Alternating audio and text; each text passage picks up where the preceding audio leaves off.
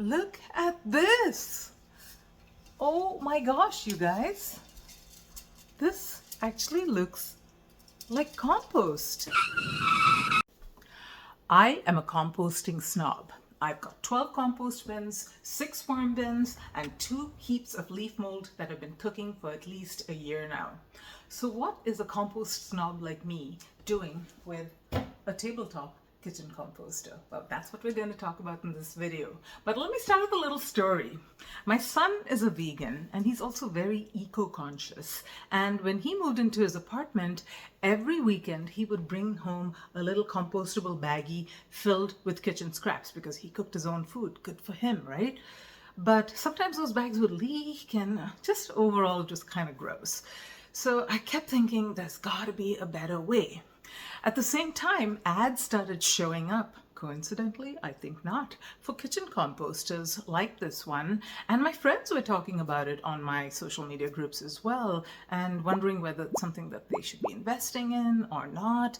And so the curiosity bug really bit me. So when Vego Garden reached out to me and asked me whether I wanted to try out their kitchen composter, I was excited to see whether it's something that I would use or whether it's something that my son could use so he doesn't bring kitchen scraps home to me. So in this video, I'll show you how I unboxed this and what came with it and how it works. And then we'll also talk about situations where this composter could be of use and where maybe they're not so useful. And then we'll also get into a whole cycle of operation of this composter and I'll show you the finished product. And then we'll wrap it up with some of the ahas I might have experienced through the process. What are some of the things that I loved and maybe one of the things that I think could use some improvement. So let's get into it. Okay, let's unbox this thing. Now I did have a couple of concerns about adding yet another gadget to my kitchen counter. Was it going to look big and obnoxious and occupy a lot of space? Was it going to be bigger than my existing composting bin? I got the black composter to match my black kitchen countertop. And here's a user manual. Everything is made out of recycled paper to match the eco-friendly theme. This is a list of the things that can and can't go into my composter. Here are the 5 modes in which it can operate. I think I'm going to stick this on my refrigerator. And now for the grand reveal. There it is, my nice new black kitchen composter. I actually don't think it's that big and I love the sleek design. And as for the bag that it came in, it's made from 100% biodegradable plastic that can be chopped up and put into the composter. Nice touch, Vego. Okay, what else do we have in here? I always love packaging. It's so important to create that great first impression. Some activated charcoal, don't want any stinkies in my kitchen. The power cord and oh, something in here. It's the Vego tab. This is interesting. It's got microorganisms to speed up the composting process as well as add nutrients. There are 30 tablets in here and you crush and add 1 per Vego mode cycle. Let's set this up on my kitchen counter. It's about the size of my air fryer right next to it. And it looks so much nicer than my icky little compost bin. Okay, let's give you a little bit of a close-up of the various modes in which it operates. This is the Vego mode. This is the one that takes the longest and creates that biologically active material that you can add to your soil, that pre-compost material called Vego Meal. This is an express mode, which basically dehydrates the heck out of the thing. This here is a fertilize mode, and it creates a material that is a little bit faster than the Vego and probably not as biologically active, but it can be applied on top of your garden beds and your pots, etc. And this here is a grass mode and can be used to create some kind of nutrient that you can add to your grass to grow your lawn faster. And this last one here is a cleaning mode. It operates in about 30 minutes to clean out your composter. And inside this, we've got a 2-liter bucket which can be filled to almost the very top. And it's quite a big bucket. I would say it has as much volume, I would say, as this bucket that I currently use. So that's a wonderful size. And it's got the grinding thing over here and it grinds up any food scraps you put in. All right, so now let's get this thing set up. Behind it is a charcoal filter and they supply us with this activated charcoal, and this basically is to help with any odor issues. So while we're getting this activated charcoal filled in here, I want to talk a little bit about the subscription model. So the activated charcoal as well as the Vego tabs are both on subscription model. I am not a big fan of the subscription model. I just don't like recurring costs. So I'm going to try to find a workaround. I know that activated charcoal actually can be bought in bulk online for very, very cheap. So I'm going to try and do that instead of ordering this from Vego. I do believe they just provide it as a convenience to the customer if they choose to buy it. By the way, this is what it looks like. These Vego tabs, on the other hand, are necessary to build that Vego Meal product. So if that is what you are going for, that almost finished compost as they call it, then these are going to be necessary. I don't need these because I've actually got multiple compost bins, as I said, and I am going to actually be adding these to my worm bins, my compost bins. My soil is alive, and so I'm going to rely on that to bring that microbial activity into the material that I'm going to be creating out of this composter. Another thing also that I'm not too thrilled about is the fact that this takes up between 1 and 1.5 kilowatts, I believe, per day if you run it in the Vego mode. And so I want to see if I can reduce my electricity bill and optimize which mode I run it under, but I am going to be tracking my electricity usage with this smart plug. And I'm going to try and see if I can get into a routine with the mode that I run it on so that I can actually run it on our solar powered batteries that my husband is big on. So we're going to try and figure that one out as well, because to me, electricity, even though it might cost me just $5 a month to run this thing, that's still $5 every month, and to me that seems like a subscription cost as well. And now the exciting part. Let's get our kitchen scraps in there. I don't know whether all of this is going to fit. I'm going to be careful because we've been eating peaches lately, and I don't want any of those peach pits to be in here. That's one of those hard things that you shouldn't be adding. Most of the other stuff is common sense. Don't add too much meat, dairy, and what the heck is this plastic? Family members. Common sense stuff like don't add too much meat, too much oils, no bones, that kind of thing. Oh, let me see if I can get this all in. I'm gonna make a mess. Oh no! Lots of watermelon rinds. Okay, this is looking pretty full already. And I should have cut the pieces a little bit smaller, I'm thinking. Maybe about a quarter of this size. Actually, let me do that off camera. These pieces are looking way too large. Okay, take two. The problem with having such large watermelon pieces is that less material can fit in this bucket. So chopping it smaller is a good thing. Shake it down a little bit. This is about enough. I've got it filled all the way up to kind of the max line, and we'll save that for later.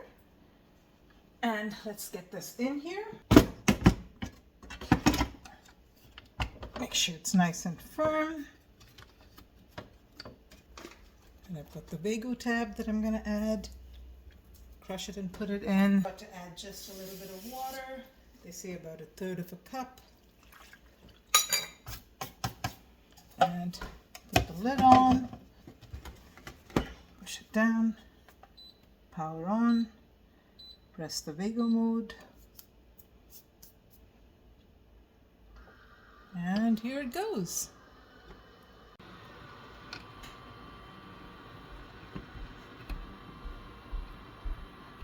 It's been about an hour, and the volume of the material in it has dropped to about 50% or so. I'm actually inclined to add a little more into the mix. So yep, I fill it up again at the 1 hour mark.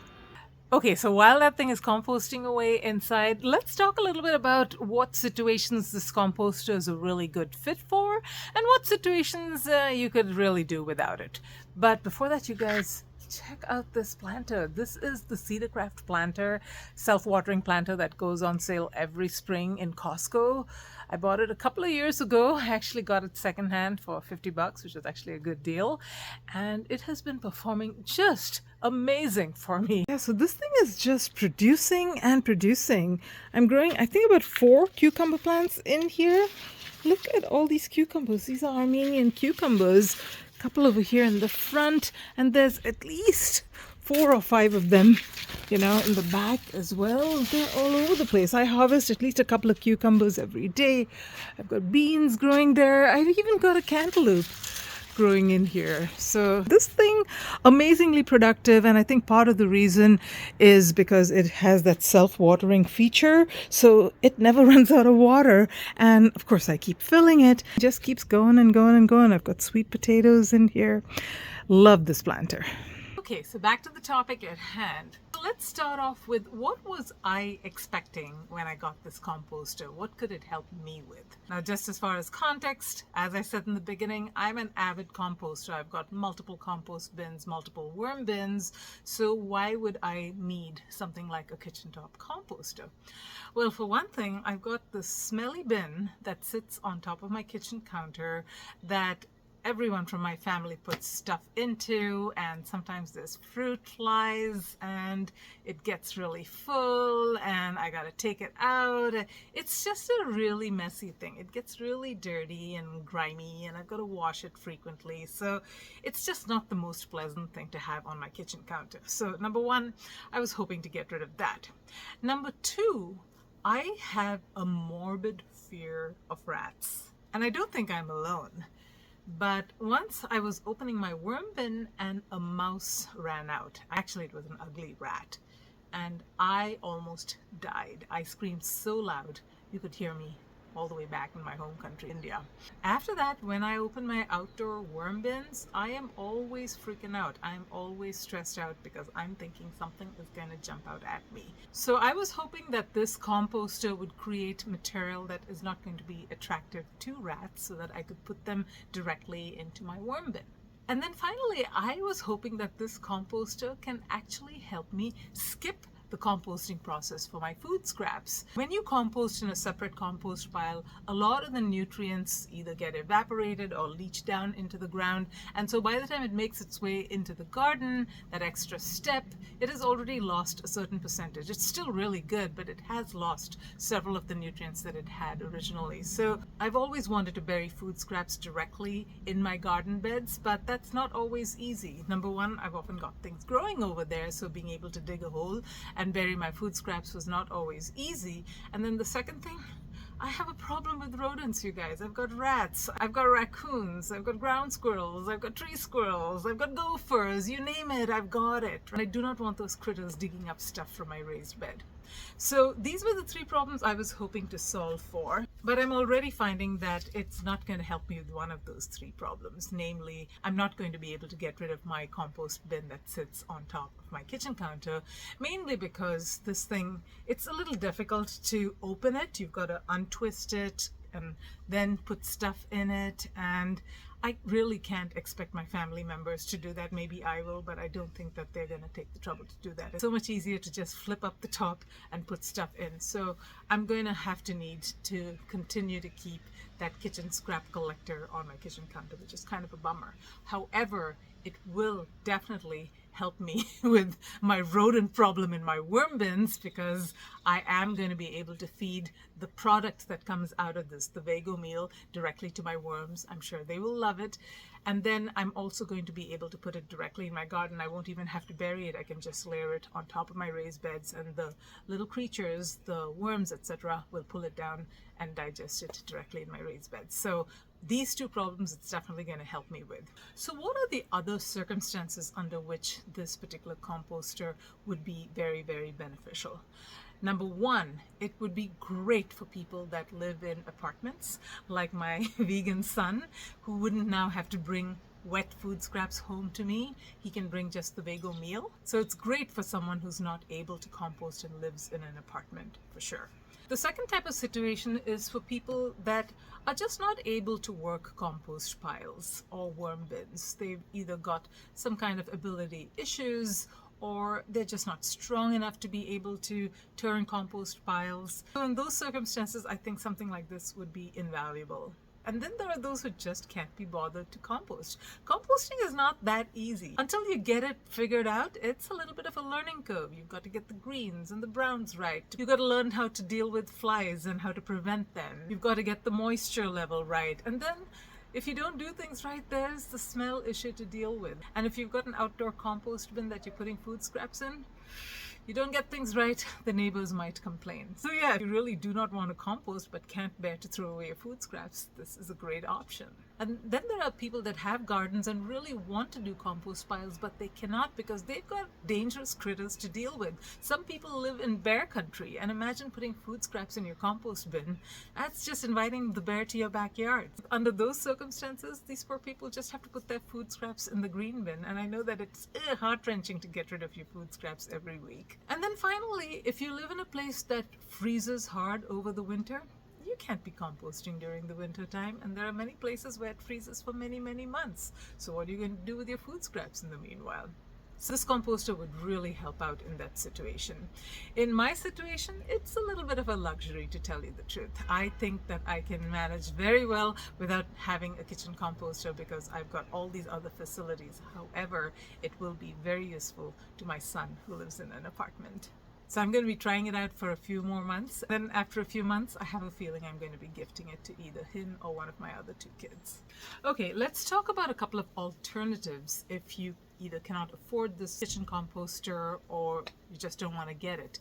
But before that, if you're getting value from this video, I sure would appreciate a thumbs up. Thank you so much. It really helps support the channel. Okay, so the other alternatives, say you live in an apartment or you live in a place where you can't compost, are vermicomposting. It's actually not that hard to keep an indoor worm bin once you've got it figured out. So that's a great option. And another option which I haven't tried but I am about to try very soon is what's called bokashi composting. And this is a style of composting that originated in Japan, and it involves mixing your food scraps with a fermented kind of grain, and that ferments the whole mix. And this is really great because you can put everything in a bokashi compost system. You can put even dairy and meat and oil. It composts pretty much everything. So I'm going to look into that. So follow along on my channel if you want to learn with me on how to bokashi compost. All right, let's go back in. It's almost been 24 hours and I think my Vego meal is ready. Let's take a look at it. It's been a couple of days since I recorded that last clip, so life happens, and this has been sitting for a couple of days after the cycle completed, but I wanted to show you the results. Drum roll. Look at this. Oh my gosh, you guys. This actually looks like compost. So it's got a few bits, but practically nothing is recognizable. Oh my gosh. So you can actually let this sit over here after it's done with the compost cycle, and it will run every hour or so, I think, for about a minute and toss things around, just keep things fresh. So that's called standby mode. But this is some amazing stuff that I can just put in my garden directly. Look at that. I still can't believe my eyes. Wow. Okay, so a couple of things though, just to be aware. They're mostly common sense things, but I didn't have the common sense, I suppose. Number one, make sure that there is not too much moisture when you start the cycle, because that will make it take just that much longer. And as you saw, I put a lot of watermelon peels in there. That gave out a whole lot of moisture, and it was literally sitting in liquid. And I actually came partway through and poured out some of the liquid because I just could tell that it was not progressing. And then the second thing was, I thought that I could fill it in really well. So I actually came part way. I saw that it had depressed substantially, and I added more food scraps on top of that, and I pushed it in. Really bad idea. So you want to fill it up to this max line, but you want to kind of keep it loose, and you want the pieces to be not really large, maybe about 1 inch to 2 inch pieces, not more than that. This thing is not a heavy duty grinder. It's a composter. So you don't want to stuff it, you don't want to compact it, you want it to be nice and loose, and the pieces should not be terribly large. So those two things, if you can keep in mind, I think it'll go a long way in having success with this. I actually had to restart the cycle, but I would say all in all, it took about 24 hours to go from what you saw in the beginning to something that looks like this, which to me, that's pretty amazing. Okay, so let's do a summary of the love and not so love aspects of this composter for me. Number one, while I can't have it replace my smelly little bin over here, it can sure go straight into my worm bin, and it can go straight into my raised beds, which to me, that's a huge win. Now, the things that I don't much care for, number one, the upfront cost of this. It's a little bit steep, but I am pretty sure it's going to come down over time. And if you actually get it when it's on sale, which actually happens fairly frequently in my experience, at least so far, you'll be able to get a pretty good deal on it. And so I actually have a link in the description, my affiliate code that you can use if you do choose to get this composter. I sure would appreciate if you use the link. And I will also have a coupon code that you can use at checkout for an additional 10% off. So go ahead and check that out if you do want to buy this composter. The other couple of things that gave me a little bit of pause is, number one, the electricity usage. It was about, I think, 1.5 kilowatts, somewhere in thereabouts range. And that's, while, you know, it's not outrageous, it's still high enough for me to think about, do I want to run this every day? Somebody was actually mentioning that they use this composter in the express mode for about an hour every day, just to kind of get their scraps kind of going, and then on the weekend they would run it through the full Vego mode. That to me sounds like a good, reasonable approach. And then if my husband can get that whole solar battery thing working and I can run this on that, that would be absolutely ideal. And then the last thing that gives me a little bit of pause is that subscription, right? The Vego tabs that you would need to use if you choose to, as well as the activated charcoal. So I'm going to look into seeing whether I can buy activated charcoal for cheap, a generic thing online. And then of course, I'm not going to be needing to use the Vego tabs because I'm going to be putting this into my garden beds, and I've got a ton of microbial activity over there. So those Vego tabs really are optional and up to you whether or not you want to use them. So follow along. I will give you updates on how I'm using this, whether it's working out for me, what's working, what's not working over the course of the next couple of months or so. And now the big question, am I going to keep it or am I going to give it to my son? It's so darn cute. I think I'm going to keep it.